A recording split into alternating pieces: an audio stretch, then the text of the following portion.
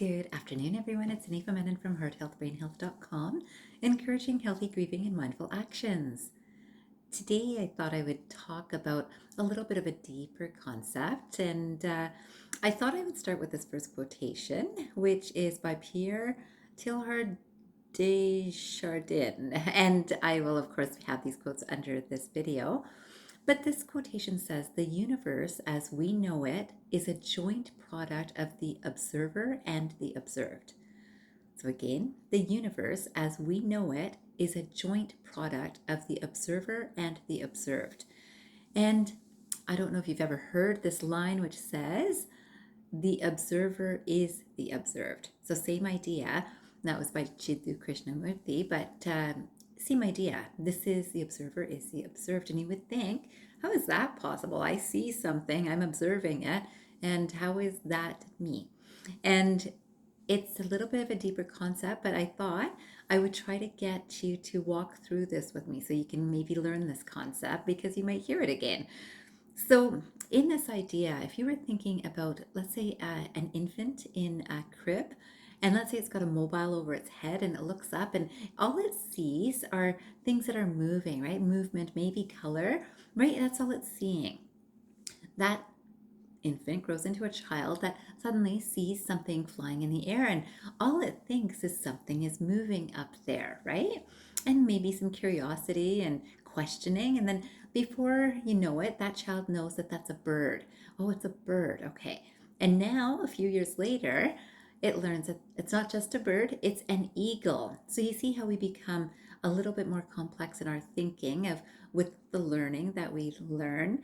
And now these eyes are seeing things in a different way, right? So when we think about the observer is the observed, you think about when the child is just seeing movement, that brain has only got that much information, that level of consciousness, right? So when that brain is evolving or being trained, I guess, we can say educated, it's learning something. Now, every time he or she sees something moving in the air, it says, that's a bird. But then gets a little bit older and gets a little bit more learning. And now it's been clarified that it's not just a bird, there's different birds, and this one's an eagle, right? That sort of idea. And this is what we do. So now that older mind now looks up and knows birds. So it's like, that's a bird. But until it knew an eagle, it didn't know how to label it, right? So it labeled it as birds and that was comfortable. And then it became even more complex of now this is an eagle. Now we do this in our lives for everything. And again, until we have new knowledge, new information, we think we know, right? So same with that infant knew that something's moving or maybe colors, and then a child knew suddenly bird and it feels very wise. And we all do this in various aspects. And so then what we're seeing is based on our level of consciousness, our awareness of what we have learned. And this is part of human consciousness. So my consciousness is adding to consciousness, awareness of the world, right? So the thing is when we do it through education, we get a little piece of it. So remember, I can be educated in a particular way, another person educated in a different way. One person has learned that, oh, this is this type of eagle. And so even more information, right? So that sort of idea, but I'm limited to what I can see, and then what I see is in me, right? So how do we say is me? Is literally what's coming through my eyes, going through my brain, my equipment is what I see, right? And this is how we create our life experiences. Now, I came across this quotation also, which said, this is again by Jiddu Krishnamurti, and it says, observe, and in that observation, there is neither the observer nor the observed, there is only observation taking place. So if we take away any learning that we've done about, I know this bird, because again, remember, learning changes based on what we acquire as knowledge. If we take that away, we're left with only observation. That's pure awareness. And that's a beautiful space for creation and acceptance of what is, right? So this is just is. This is something moving. I'm just observing. I'm using my senses with some guidance of I'm just observing, as opposed to I need to interpret this and I have to put logic behind it. I'm going to make some sense out of it, which is what our human minds like to do. And then when something comes up that's a little bit different, the mind doesn't find that very easy to accept, right? Because it believes I know what I saw, right? So this sort of idea is a great exercise for us all to get into, to just be able to observe something without thought, without uh, logic or reasoning or um, thinking, right? So thinking often pulls us into a direction that doesn't leave the openness of infinite possibilities. I thought I'd bring another quotation by Maria Montessori up because a lot of people have heard this name, and maybe your children, maybe yourself, have gone through such schooling. And she was a brilliant mind and source of awareness, I'll say. So that's created the schools that we see all around the world today. It says we cannot create observers by saying observe, but by giving them the power and the means for this observation. And these means are procured through education of the senses.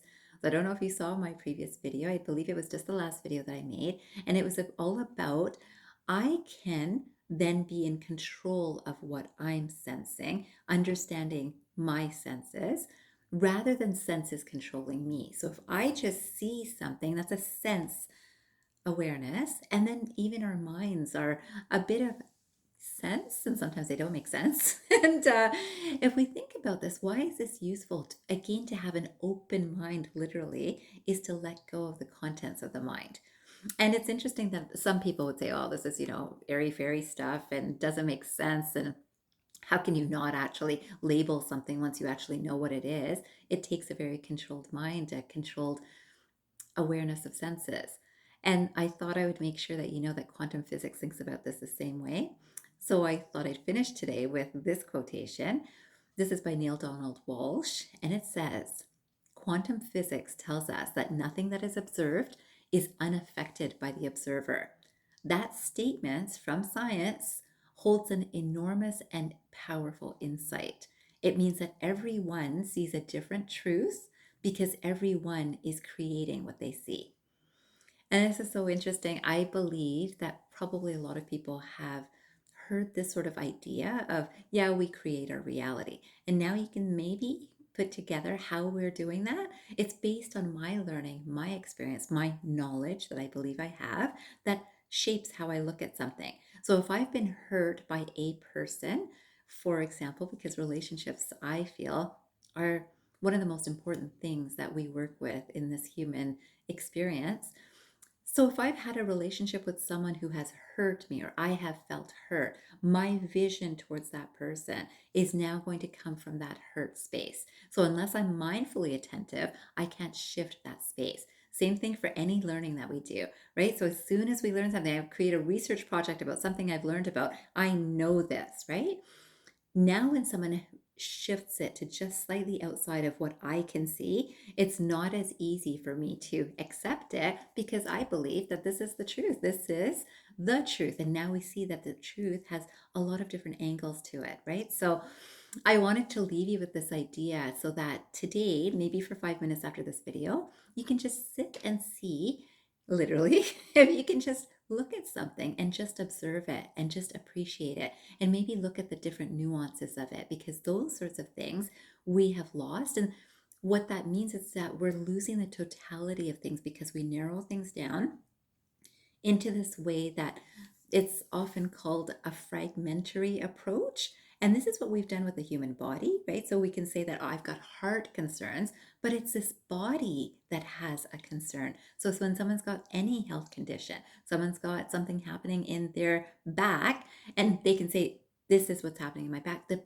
whole body is being affected by that, right? So, of course, that would reflect in healthcare and how we look at things. And we see that people have become more and more specialized in different things. I'm going to be sharing more videos about this sort of thinking so that we can maybe get back to looking at things from a whole perspective. And this is an area of great power for all of us, as opposed to minimizing things and looking at things as very, very discrete and separate, because we're not separate. We're all interconnected. And how you think today is going to affect energetically and physically and verbally all the people around you too. So today, just try the exercise of look at something and see if you can just look at it in totality, as opposed to, I like that color, or that's a nice shape, or that's an eagle, right? Whichever way you look at this, whatever thing you choose to look at, see if you can look at it in its totality and enjoy and appreciate that entire experience. I wish you a fabulous day ahead, and I hope you remember, transform your mind and transform your life. Have a great day, everyone.